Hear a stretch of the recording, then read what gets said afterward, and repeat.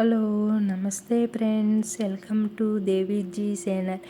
ఈరోజు మన రెసిపీ వచ్చేసి శనగపప్పుతో వడలు. ఇవి చాలా టేస్టీగా ఉంటాయండి. శనగపప్పు వడలు అంటే ఎవరికి మాత్రం ఇష్టం ఉండదు, అందరూ బయట నుంచి కొని తెచ్చుకుంటారు కదా. అలా కాకుండా మనం ఇంట్లోనే రెడీ చేసేసి పెట్టుకుందాం.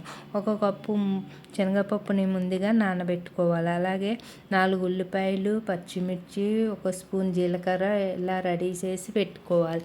ఇవన్నీ పచ్చిమిర్చి, ఆనియన్స్ని కట్ చేసి పెట్టుకోవాలండి. ఇలా రెడీ చేసి పెట్టుకుంటే ఈ లోపల మనం నానబెట్టిన శనగపప్పుని కూడా శుభ్రంగా కడుక్కొని వాటర్ అనేది లేకుండా మిక్సీ పెట్టుకోవాలండి.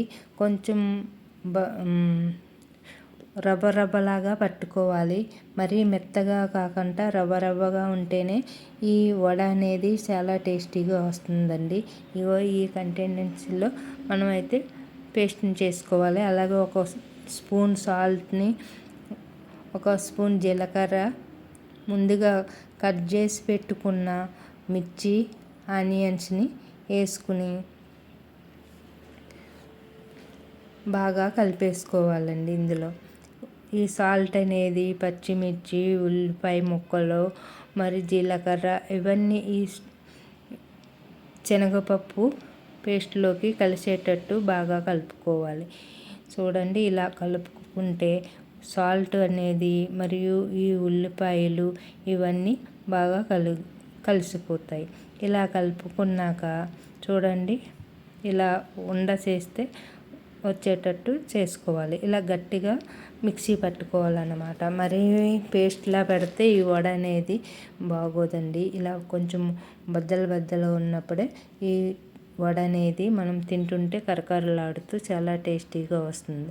అలాగే ఇప్పుడు మనం ఒక గిన్నె తీసుకుని దాంట్లోకి ఆయిల్ అనేది వేసుకోవాలి.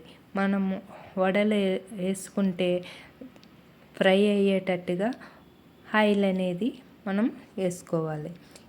ఇలా ఆయిల్ అనేది వేసుకున్న తర్వాత ఆయిల్ వీటెక్కింది చూడండి. ఇలా వీటెక్కినప్పుడు మనం ముందుగా రెడీ చేసి పెట్టుకున్న ఈ శనగపప్పు మిశ్రమాన్ని ఇలా వడల్లాగా చేసుకుని ఆయిల్లో ఒక్కొక్కటి వేసేసుకోవాలి.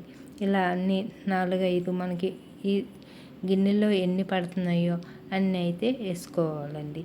అలా వేసుకున్న తర్వాత 1 నిమిషం తర్వాత మళ్ళీ అటునుంచి ఇటు తిప్పుతూ కలుపుతూ వేపించుకోవాలండి. ఇలా వేపించుకుంటే మనకి ఒక సైడ్ మాడిపోకుండా 2 సైడ్లు బాగా ఎగుతాయి కదా. ఇలా తిప్పుతూ వేపించుకోవాలండి. ఈ వడ మరి మాడిపోయినట్టు కాకుండా మళ్ళీ పచ్చిగా ఉండే వైట్గా ఉన్నప్పుడు కాకుండా కొంచెం గోల్డ్ కలర్ వచ్చేటట్టుగా వేపించుకోవాలండి. ఇలా అన్నీ ఈక్వల్గా తిప్పుకుంటూ మంచిగా ఫ్రై అయ్యేటట్టు చూసుకోవాలి. లేదంటే లోపల ఉడకదు కదండి. ఇలా తిప్పుకుంటూ వేపించుకోవాలి. అన్నీ ఇలా గోల్డ్ కలర్ బాగా వచ్చేటట్టు వేపించుకోవాలి. అంతేనండి, ఎంతో టేస్టీ అయిన వడలు రెడీ అయిపోతాయి. ఇవి వేడిమే ఉన్నప్పుడు తినాలండి.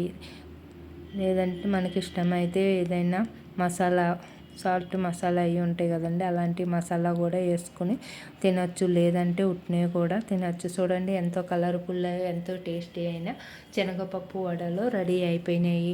మీలో ఎంతమందికి ఈ వడలు అంటే ఇష్టము? మీకు ఈ వీడియో నచ్చితే లైక్ చేయండి, షేర్ చేయండి. మన ఛానల్ని సపోర్ట్ చేస్తూ సబ్స్క్రైబ్ చేసుకోవడం మర్చిపోకండి ఫ్రెండ్స్. అలాగే మీ అమూల్యమైన అభిప్రాయాలను తెలియజేస్తూ మీకు ఈ వీడియో నచ్చితే ఒకసారి ట్రై చేసి చూడండి. ఇలా తయారు చేసి ఎలా వచ్చినాయి అనేది కామెంట్ బాక్స్లో తెలపండి ఫ్రెండ్స్.